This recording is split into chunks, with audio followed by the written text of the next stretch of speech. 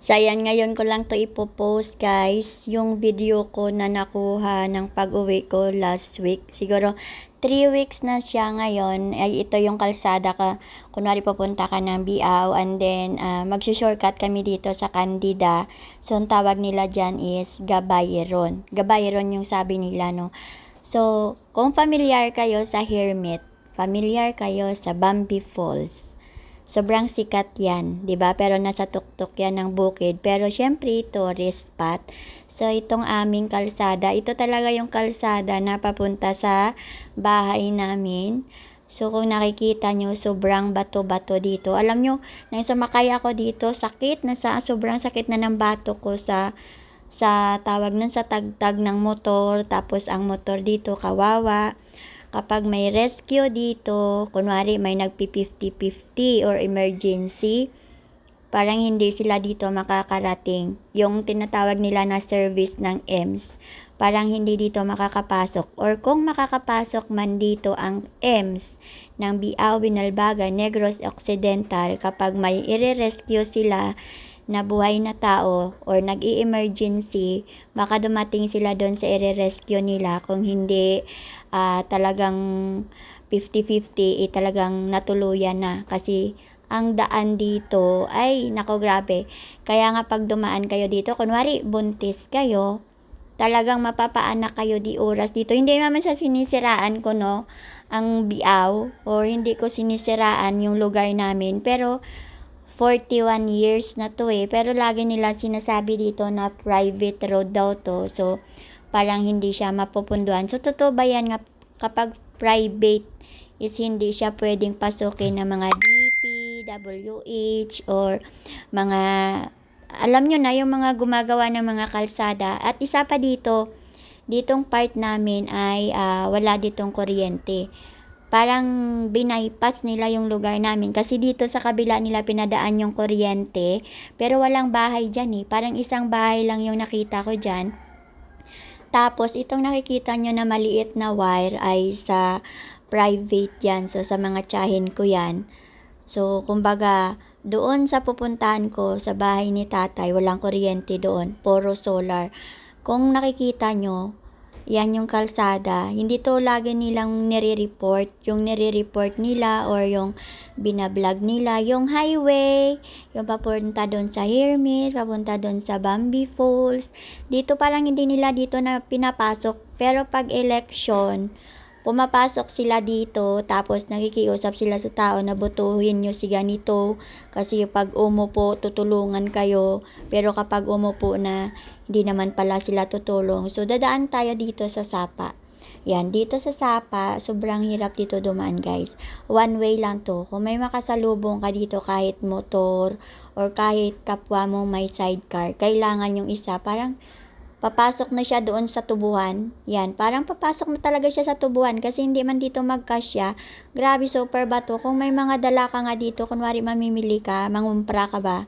Kunwari mangumpra ka ng paninda mo. Kapag hindi matibay yung pagka-file mo o pagka-karga mo ng mga paninda mo, pagdating mo sa bahay mo, wasak-wasak na. Tapos dito, sa totoo lang, hirap na hirap dito ang mga motor. Kumbaga, bago yung gulong mo, parang dalawang trip ka lang, parang mauubos na yung gulong mo. Kasi nga, grabe, maano dito, sobrang undag. Tingnan nyo, ito yung time na sinundo nila ako ng pinsan ko doon sa Binalbagan Terminal. Kasi syempre, ang hirap naman mag-commute, tapos may dala-dala akong malita. So, dito ako dumaan. So, ganito yung kalsada namin. Hindi ko alam kung hindi nyo to napapansin, sigurado napapansin nyo to, pero wala naman kayong ginagawa So, hindi ko alam, habang buhay na yata kaming magtitiis dito sa Pitong. Wala rin pala kami dito kuryente. Ang nakatayong poste dyan, correct me if I'm wrong, sinabi nila hindi daw yan poste ng kuryente. Parang poste daw yan ng PLDT. Hindi ko alam. Kasi nga, parang magto 2 years na yan nakatingga dyan. Hindi naman nila nilagyan ng wire. Tapos, ang masaklap pa dito is parang kinalimutan na kami. So, mayroon pang project dyan sa sitio namin na motor ng tubig na worth 20,000 pero hindi na aprobahan. Kasi dapat may motor ng tubig. Kasi ang hirap kaya mag-igib doon sa sapa. Tapos paakyat. Di ko alam kung naiisip pa nila, pero dati na maliliit kami, wala akong naririnig na apitong 2 o apitong 1. Parang apitong lang talaga. Pero ngayon, magkaroon na ng apitong 2. So, hindi ko alam kung paano hiniwa nila yung apitong. Ginawa nilang apitong 1, ginawa nilang apitong 2. Malaki ang barangay Biao. At saka yung Sitio Pitong lang yata ngayon ang hindi na lang nabigyan ng pansin. Kawawang-kawawa talaga kami. Tingnan nyo yung kalsada namin. Walang kuryente. Tapos ang kalsada bako-bako. Kapag may naghingi ng tulong dito, magtuturuan pa siguro kung sinong pupunta dito para mag-rescue kasi baka matakot sila dahil baka masira yung mga sasakyan nila. So, imposible naman na hindi nyo dito nakikita kasi nga, 'di ba sakop din naman to ng Biao pero parang kinalimutan nyo na, no? So, ayan. Hindi ko alam kasi palang palit-palitan na lang dito ang mayor. Aranda, Mirasol, Aranda, Mirasol, Aranda, Mirasol. Ayan. Tapos napalitan na naman ng mga kapitan. Ayan, ganon pa rin. 41 years na guys. Kasi nang bata ako, dito rin naman kami nakatira. Tapos 41 years old na ako, wala pa rin nagbabago. So itong part na to papunta to ng Lopez. So liliko kami dito dahil bibili kami ng ice. Wala kasi doong ice sa dinaanan namin.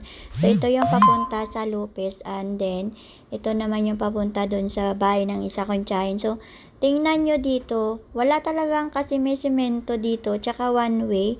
So, lagi nilang sinasabi na private road ito. So, pag sinabing private road, so wala talagang pag-asa na masisemento ito. Ganon ba yon? So, habang buhay na lang ba kaming ganito dito sa Pitong, walang kuryente. Yung kalsada namin parang matutumba kami dito kapag pag nagsakay sa motor o kapag may rescue, hindi kami mare-rescue. So, sana makita nyo naman tong vlog namin kasi ang binablog lang talaga nila lagi, ay ang ganda ng helmet, ang ganda ng ganito. Yan, binablog nila yon yung mga about sa fiesta, pero hindi nila pinapasok yung mga looban na kung tutuusin, ang problema na sa looban. 'Di ba? So, bakit na semento ang sa kabilang kalsada? Bakit hindi dito na semento dito sa part namin? Bakit may kuryente doon banda sa kabila sa part na medyo sa Cavite? Pero bakit iniwan nyo yung ang poste ng ilaw dito na nakatiwangwang? So, ayan, papunta na kami dito guys. Ito na yung kalsada namin kung saan kami nakatira.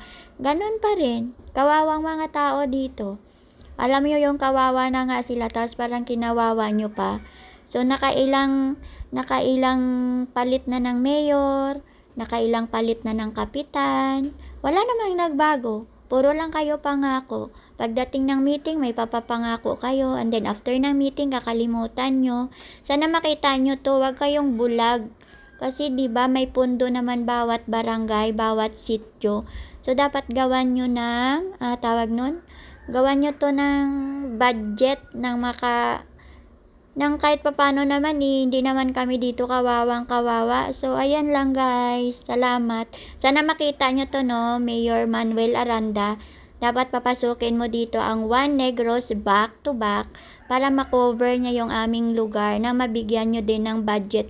Hindi lang yung highway lang yung titingnan nyo. And then sisirain nyo yung mga kalsadang okay pa naman. Pero dito talaga walang nangyari. So, ayan, shout out kay Mayor Aranda. Sana mapansin.